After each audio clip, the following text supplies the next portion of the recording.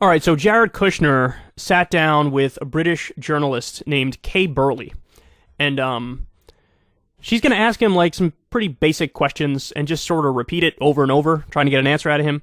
And I think the way he handles this really shows how, as Davin New World says, or Dave New World says, it really shows how U.S. journalists kind of suck, because none of our journalists are doing this, but it's right there for the taking. So anyway, let's watch the back and forth and we'll comment on it as we go. Peace shattered there, very tranquil place for the family. Peace shattered by an FBI raid. Why did the president take home top secret documents? You have to ask him that question, but what I will say. Here's a question for you. Why did you take $2 billion from Saudi Arabia? Why did you take $2 billion?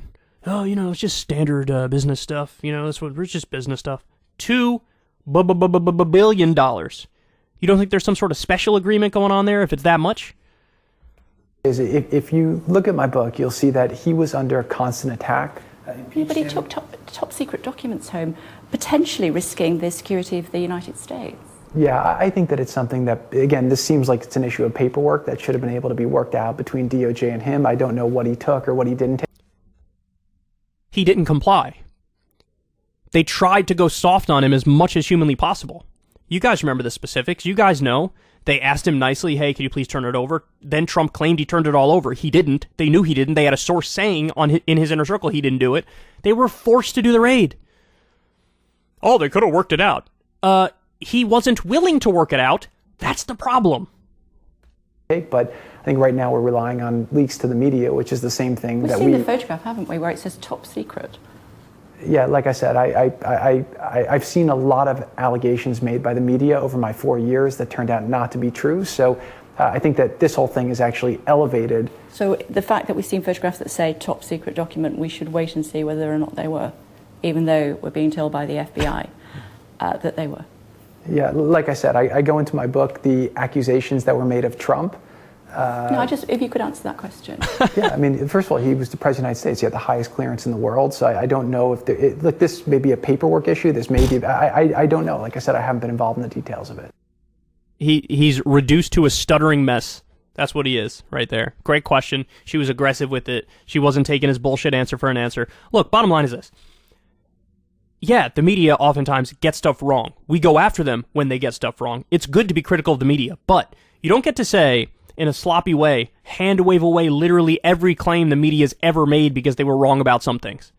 He's trying to make the argument, look, they lost all credibility, so why would you take them seriously?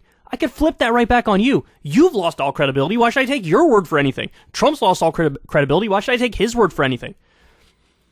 Yeah, it's like they take the correct distrust that the public has in the media, and they weaponize that to say, well, now they can't do anything right ever.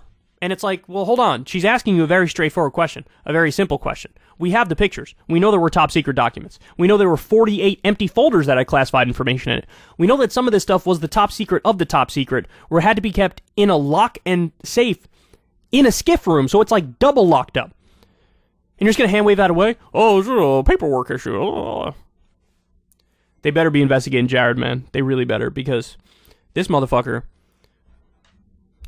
why are you taking $2 billion from Saudi Arabia? Why is Trump getting hundreds of millions from Saudi Arabia? What are we really talking about here?